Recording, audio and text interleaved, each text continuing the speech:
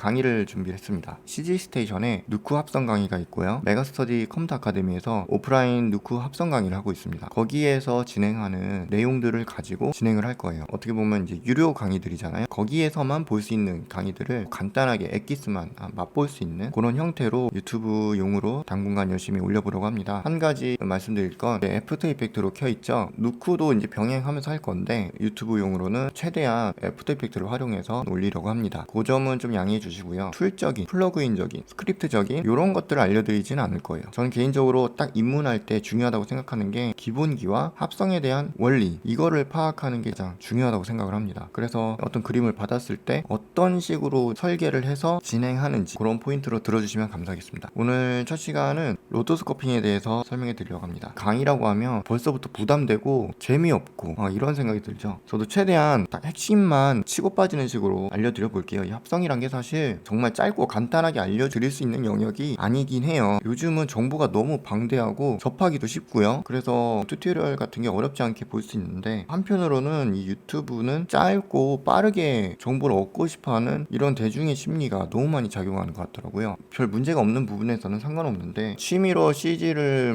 하겠다라는 분들에게는 지금 저의 강의가 상당히 재미가 없을 거예요. 도움은 될 수 있는데 좀 지루할 수도 있고요. 그래서 좀 그런 분들에게는 이 강의가 개인적으로 좀 조심스럽긴 하네요. 근데 이제 정말 취업을 좀 진지하게 하겠다는 분들, 이런 분들은 사실 그런 심보를 좀 버리셔야 합니다. 이런 말씀 좀 죄송하지만, 이런 분들이 독학을 할 때 그런 짧고 빠른 영상으로 엑기스만 빨리 얻어서 요령을 습득을 해서 포트폴리오를 만들려고 해요. 이렇게 되면 취업률이 제로라고 할 수는 없지만 취업할 확률이 굉장히 낮아져요. 그리고 본인의 진짜 진가를 보여주기도 어렵고요. 그 뽀뽀 안에. 저도 사실 이 영상을 찍으면서 고민이 좀 많이 되는데요. 취업 확률을 올려준다, 요거는 제가 이 강의를 통해서 해드릴 수는 없어요, 사실상. 근데 큰 틀에서 이 합성이라는 거는 요런 식으로 실무자가 진행을 하는구나, 그런 핵심들을 좀 알려드리려고 합니다. 그거를 파악해서 세상의 모든 튜토리얼 많겠죠?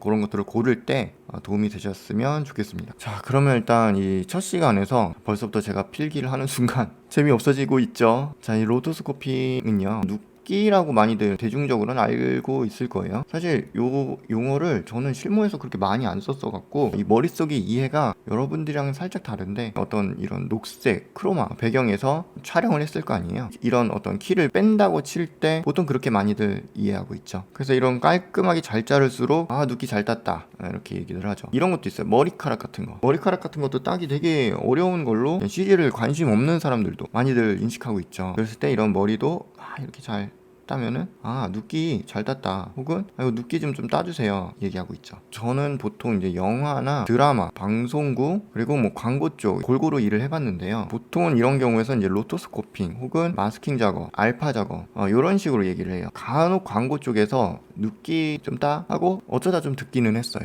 이런 식으로 좀 용어를 생각을 하셨으면 좋겠고요. 이것도 조금 상황에 따라서 구분지어서 쓰는데, 로토스코핑 경우는 진짜 어떤 툴이 됐던, 누쿠가 됐던, 에펙이 됐던, 프리미어도 있고 여러 가지 있을 거 아니에요. 모든 툴들이 다 이 펜툴 있죠. 이런 펜툴 모양의 아이콘 보셨을 거예요. 이런 걸 활용을 해서 이런 식으로 따잖아요. 그리고 이런 포인트마다 조절을 할 수 있는 와이퍼 같은 게 같이 뜨죠. 그래서 이 경우는 그냥 싹둑 잘라주죠. 마치 가위 역할 같은. 그렇게 자르면은 바깥쪽은 블랙처럼 우리가 보통 투명하게 빠진다, 이렇게 많이 생각하고 있죠. 체크박스로 체스판처럼 배경이 투명하다, 이렇게들 인식들 잘 하고 있죠. 펜툴 혹은 그냥 도형 툴도 있죠. 세모, 네모, 동그라미 여러 가지. 완전히 그냥 흑과 백으로 잘라주는 작업을 해주는 역할을 해요. 그래서 이런 경우는 로토스코핑 작업을 한다고 합니다. 근데 이런 머리카락처럼 세세한 작업들이 있어요. 이런 작업까지 아니면은 크로마 키를 빼는 경우, 녹색이나 파란색도 있죠. 이런 경우에는 키 뺀다, 키 작업을 한다고 해요.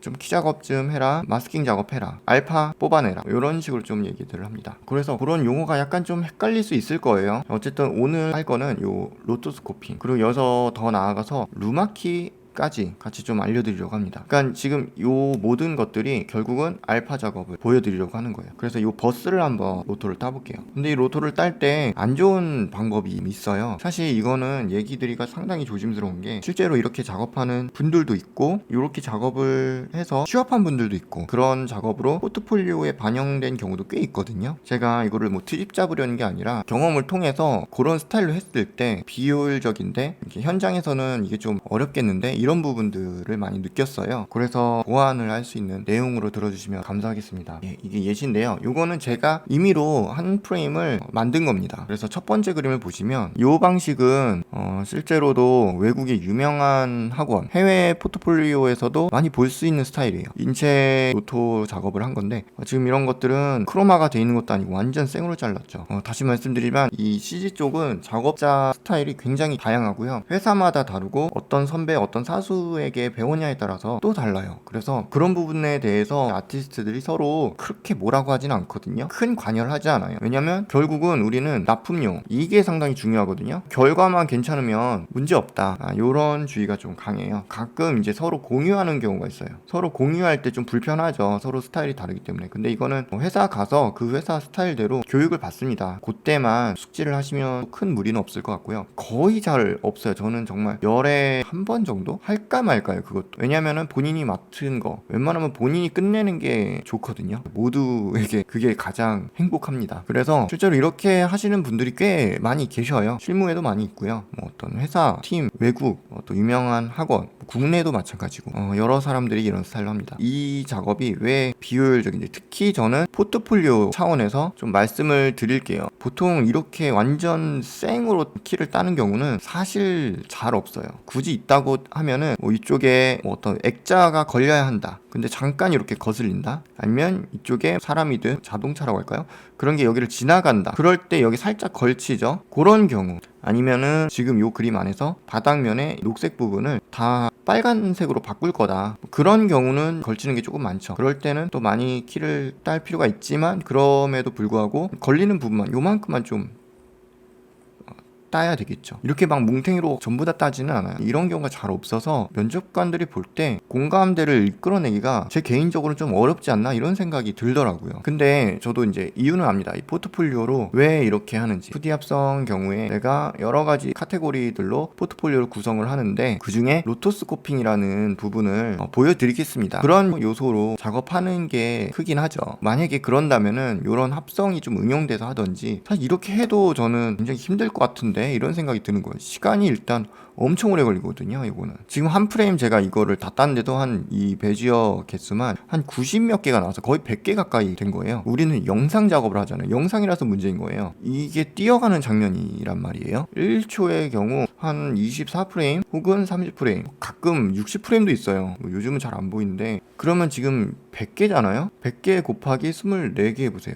그러면은 2400개를 컨트롤해야 돼요. 어마어마한 양이에요. 1초만 작업하는데. 근데 그렇게 해서 퀄리티나 어떤 정확도가 문제 없다. 그러면 괜찮은데 제 경험상 이렇게 해서 받아서 하는 경우가 있어요. 이렇게 받으면 합성할 때 이걸 고지고대로 사실 써서 합성하면 거의 잘 안 돼요. 그러니까 못했다는 게 아니라 되게 고마운데 왜냐면 로또 작업하시는 입장에서는 합성을 또 어떻게 어디까지 쓰고 그거를 또 파악하기 어려운 경우가 많아서 그냥 일당백으로 다 따줍니다. 합성하는 입장에서 엣지의 디테일을 위해서 예를 들면 이런 이제 모션 블러 생기죠. 뭔가 움직임의 잔상 이런 경우는 좀 따로 건드려주고 해야 돼요. 엣지 디테일이 되게 중요하거든요. 합성은 어떤 영화나 드라마 볼 때 저거 좀 CGT 너무 난다. 합성티 난다. 이런 경우 있죠. 그런 경우가 뭐 여러 가지 요소가 있는데 그 중에 하나가 이 엣지가 문제인 경우예요. 엣지가 너무 깎였거나 혹은 너무 펌핑돼서 띠가 보인다든지 흰 띠나 뭐 검은 띠 아니면은 그런 것들을 좀 감추기 위해서 블러를 많이 줘요. 막 엣지 블러죠. 그래서 이쪽이 막 뿌해요. 그럴 때 이제 배경이랑 뭔가 자꾸 떠 보이는 분열된 느낌이 들게 되죠. 이 로토스코핑을 주시는 분들은 칼처럼 깔끔하게 떨어지게 줍니다. 그리고 그렇게 줘야 돼요. 왜냐면은 디테일한 작업을 할 때 최종 합성하는 컴포지터가 알아서 컨트롤 해야 되거든요. 자, 그런데 이렇게 받았을 때 제가 그런 디테일 작업을 하고 싶은데 로토를 좀 수정하고 싶은 경우가 있거든요. 근데 이게 통제가 안 되는 거예요. 제가 이거 설명을 진짜 간단하게 하려고 하는데 이게 참 벌써 길어지네요. 어쨌든 이런 방식이 작업하는 분들 입장에서도 힘들 거고 면접관들이 볼 때도 의아해 할 것 같다라는 생각이 들더라고요. 두 번째는 이제 이거죠. 한붓 그리기예요.